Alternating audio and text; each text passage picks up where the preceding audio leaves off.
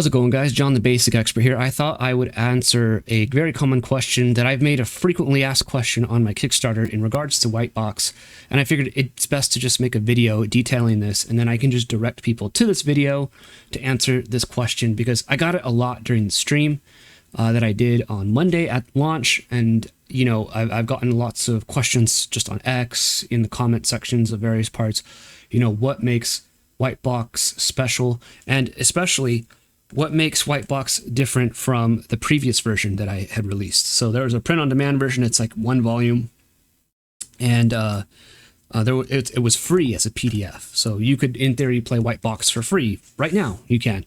So what makes that different from these? Look, I got the nice, fancy Lulu prints in. They look really good. Good enough for, I think, like a print-on-demand book, you know. I think it's readable enough, and it looks pretty good. So what makes these different from this, right? So a number of things. Well, weapon class is explained a heck of a lot more clearly. I think that's one thing I struggled in this one. Was explaining weapon class, and weapon class is you need a weapon class. So you can probably skip the weapon versus armor tables if you don't want to add an extra reference point for attacks. You're like, that's just too much math on top of weapon class. But weapon class is absolutely essential to make every weapon feel different, because every weapon in 0E, in both the way Gygax wrote it in the 3LBBs, Gygax and Arson wrote it in the 3LBBs, and in Wight-Box, is everything does a d6 of damage. There's no even modifiers to it. There's no like d6 plus 1, d6 minus 1, like a lot of different variants of the game try and do, which that's just an addition. That's an interpretation or a patching on the band-aid of a band-aid for the problem of not implementing chainmail into the 3LBBs. And weapon class is one of the things that's in chainmail that really helps to differentiate between the different kinds of weapons. It allows you to do parries, for instance, forcing a -2 penalty to the opponent attacking you. And then if they still land an attack against you, your weapon's broken, or you drop it. And it allows for multi-attacks and different sort of options. And, you know, also this coupled with the fact that like pole arms can charge, two-handed weapons can charge, you know, and one-handed weapons can't. You start to get this sort of, even though every weapon's dealing a d6, everything feels different, because the weapon class, this numerical value attached to a weapon, affects the performance of that weapon against other types of weapon. And so it's very useful. So weapon class is explained much better, and I think what I struggled with in this one is I sort of just said, if your weapon class is X this to this, lower or higher, then this happens, and I didn't know how to portray it well. And then I tried many ways to portray it differently in the like this version has an older version of it. Again, these have updates that I'm gonna have to make to them still. I just wanted to see what it would look like.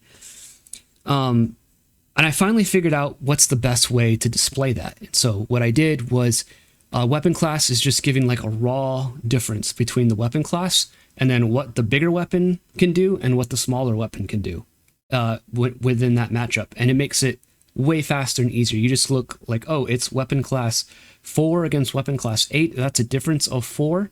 I just got to find on the table what that is. Oh, okay. So I found it. The big weapon can do this and the small weapon can do that. Simple. No more trying to like figure all these things out in one place. It's just like, this is everything available to this weapon, and this is everything available to this other weapon. And so I just think that makes weapon class way easier to understand and implement. And again, it's absolutely critical to use weapon class in Wight-Box. I don't think that you can play this game.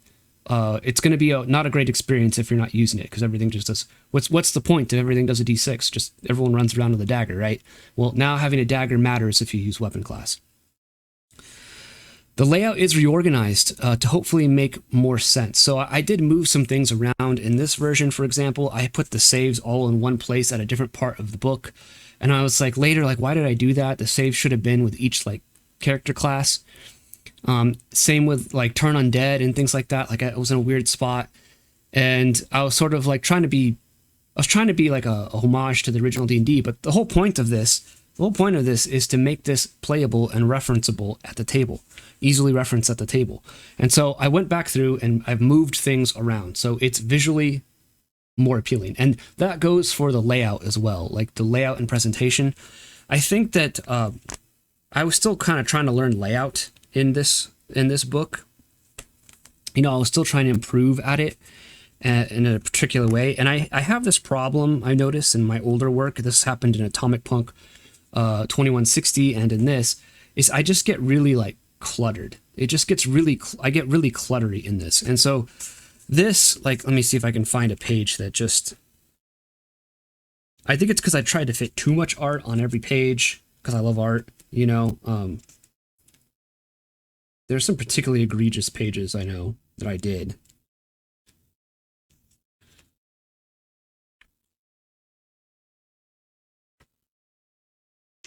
You know, like things like this where like there's this table and it's just not laid out very well. And this version, I think, just like visually makes more sense. There's less stuff on the page. Like this has these like side tab things that I thought would be like very useful for like you're in the adventures section. I got rid of that because everything's divided into booklets, so you don't need that. But I think that like, you know, this spells page here, like it just is laid out a little more cleaner and nicer. I really try to take a greater effort into realizing like, okay, this is spilling over into this next page as best as I could. So, you know, there's that as well. And on top of that, there were some spelling errors and grammar errors. I'm sure there'll be more because I've rewritten a lot of stuff and that's the next part too we'll get to. But I've tried to really make this like a more readable product than the previous sort of free version was. A few paragraphs have been added to expand on scaling the combat system to mass combat. It's very simple. You're really just using the same resolution system on the D20 as you would for man-to-man combat. But I realized that I just assumed people would know how to scale it to mass combat, and they didn't. So I really tried to make a concerted effort to add a few paragraphs in explaining mass combat and how rules would be applied to from the basic resolution system when you're just, you know, dungeon delving and fighting goblins to, you know, that's the same system you're using, but you're using it at a bigger ratio, like 1:10 or 1:20 for miniatures or tokens if you're using that for combat. And how does that work? How does a kill work and stuff like that? So I go through that. This has all new art in it, so new art that looks a lot better than the previous art that I did. Not that it was bad before, but I used a lot of public domain in this because I knew that the PDF would be free and that this booklet would be relatively cheap. And so I used a lot of public domain art in it, and there's nothing wrong with it, but it's just when you have lots of different art from lots of different artists, it kind of can give a very disjointed feel, I think, to the visual presentation of something. So, and I think in some respect, it makes it look a little cheaper, at least the way I did it in here, because you have no, I'm using already existing pieces, so you have to sort of just find the pieces that fit the best, and you have no real control over telling an artist, I want it a little more in this style, or doing it yourself, in my case, because I'm an artist, you know, I need it to be a little more like this, and being able to sort of tailor my art to that. Or because I'm making everything, it's all the same style, right? There's a few public domain pieces I kept in it because, at least one, because I just really love that piece. It's a very special, like, it's one of my favorite pieces of art. I don't know why, I just really love it. It's an illustration of Prince St. George and the Dragon.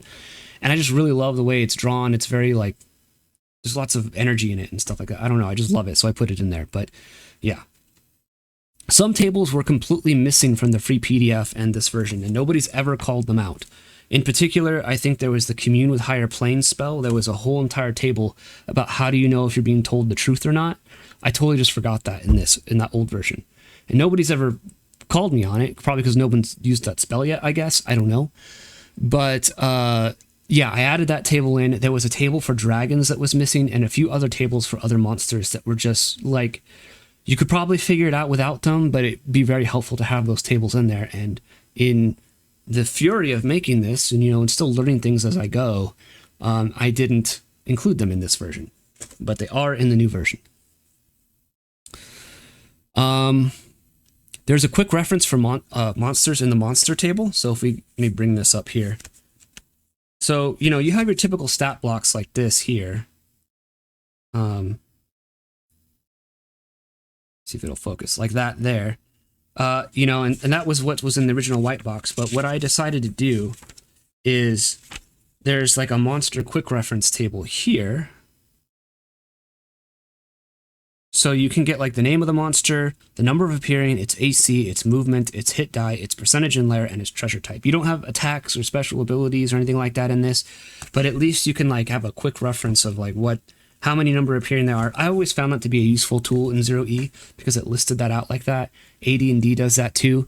And that's one thing from old school that I just find super useful for playing old school games, is having a table like that, like just a quick reference table for monsters. Spears and axes have a range for being thrown, and that's informed by chainmail. That was something that just wasn't in there. I think I meant to put it in, and then I forgot to in the process, because there's so many. The thing with chainmail is that there's so many rules that are hidden within like another rule in some random part. It's not like there's a section on here's the range for all missile weapons, and here's the range for throwing axes, for hand axes that are thrown, or for spears. It's like hidden in some random rule for troop type, you know? So I went and found that rule again with a lot of help from people, and you know, it was able to enter in those ranges and get that information in there. So, you know, being able to chuck spears and axes is a little easier, and it's authentic to what chainmail is telling you to do. Catapults are also explained a little better. I really tried to delve in and try and get something close to a good interpretation that would fit with 0E for how catapults should work. This is a war game at endpoints. You know, you're having large armies cross fields and stuff like that. So you might want to have catapults. And some of the monsters, especially in aerial combat, mention how when they dive bomb or they drop stuff or they do missile attacks for like picking up rocks and throwing them, right? Or the giants talk about like they do damage, like they can throw them like a catapult. You know, what is the ranges and how much damage does that do? So I tried to find a good interpretation to figure out like how catapults would work. And then I priced them out as well and put them on the table for upgrading a castle. So if you are building a castle or sieging a castle, you have the costs of what it would be in gold pieces to build a catapult. So I think that'll be helpful and useful to your sieges and wargame elements. Though it's not on the original WBs or the previous version of Wight-Box, I believe, I did put in some overbearing rules for grappling and making foes go prone. 0E doesn't really have a grappling rule in there, and neither does chainmail, really, it seems. I won't say no, because again, there's things that are just hidden in chainmail, and we did the best we could to sort of reference those rules. But I like the overbearing rules because it's simple. So you're just rolling your hit die against the hit die of your target that you're trying to grapple, and the higher roll wins and is grappled and, you know, pinned down on the ground or whatever. And you can wrestle free, or as time permits, or every round, you know, you can try and break free of that. But I think this is useful, especially if you're using the weapon versus armor tables, because let's say you are a level 4 fighting man fighting against some goblins that have swords, just like one-handed swords, and you're in plate armor with shield. Like, those goblins have no way of actually hitting you and doing damage with those swords, with those weapons. However, if they try and do some overbearing on you, if they try and grapple you, they can pull you down on the ground, and on that same table for the weapon versus armor, if a character in plate is prone, there is no penalty to hit. No penalty to hit for sword and shield. It's just a straight attack roll, which means that with their swords or with their daggers, those goblins actually have a chance of taking down a knight in plate armor, right? They just got to swarm him and grapple him to the ground. And I think that that's an important sort of tool, I think, for the referee to keep some of those smaller mooks more interesting, but then it also makes it fun for the player character who's a level 4 fighting man with a good fighting capability, and he's just like chopping through them as well. I think it kind of balances things out a little bit better as far as mechanics are concerned. Obviously, what makes this different from the previous version is you get a lot of extra goodies in the box set. So you get the box itself, you get a game board for the wilderness exploration, a simple referee screen. It's just 3 panels. It essentially functions like an index in a lot of respects, because I couldn't even fit every table on there. I put the tables on the referee screen that would work, and then there's references to page numbers in there as well. So I actually need to go back through and check that again, because those things might have changed, based on the edits that have happened. but you get the referee screen, you get dice, you get some pre-printed character sheets, and the box set, the booklets. So you get a more awesome, authentic 0E presentation as well. And then, like I said earlier, there's been a general combing over the rules to hopefully explain them more clearly and concisely, with less verbose, just more straight to the facts, straight to the point, almost like a technical manual thing. Again, I don't want it to be boring to read, but I want it to be easily referenced at the table. I want you to be able to oh, what does that do? And then you're able to find it and read it within a few seconds or a minute and know what you're doing, You don't need these long verbose things. As much as I love High Gygaxian, I don't think a game like this needs to be written in that way. So I've tried to go that route. And again, some people have asked, what makes your game different from other 0E clones? What makes it different from Charlie Mason's Wight-Box or the Wight-Box Cyclopedia by Mr. Span, I think is his name. Well, it's just doing a different approach. I think a lot of those ones kind of look to the future. They look to Greyhawk. They look to Moldvay and BX and Basic and Holmes Edition to sort of fill in the gaps. And that's perfectly interesting and valid. The thing is that a lot of people have done that. I think what makes Wight-Box, my version, special isn't just that I spelt white differently, but and try to be punny with it, but it's that I'm really trying to integrate chainmail into this. Again, with weapon class, and various rules. Initiative in this is different than in other editions of the game, right? Than even BX or anything like that. It's a little more complex. 0E, when you integrate chainmail, is a little more complex in the way I think some of these other people's interpretations interpret by reading into later editions, which I think, for better or worse, catered to be easier to understand for non-war gamers who didn't understand the lingo, didn't understand concepts, and certainly hadn't read chainmail. So that's one way that this is different. So, I mean, if that doesn't interest you, it doesn't interest you, and I totally understand that. But if it does interest you, and you're interested in an interpretation, again, the mindset of this was, it's 1974, all I have are the 3 LBBs and chainmail. How am I going to run this game? And this is me telling you how I would do it, based on those rules. So that's going to do it for this video, guys. Please back the Kickstarter. I appreciate it. I hope this video was informative and answers this very common question that people are asking at me, or a group of questions that they have asked at me. This is just scratching the surface, but I think these are some of the really big things that, really make this version stand out and make it more premium than the previous version. And again, if you want to, I'm not going to take the previous version down. I'm not going to take the previous PDF down. I have no intention of doing that.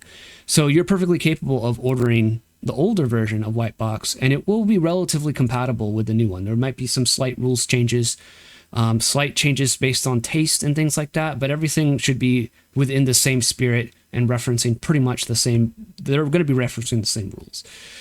So that's going to do it, guys. Thank you for watching. Thank you for supporting the Kickstarter. We are almost there to getting funded, and that means a heck of a lot to me.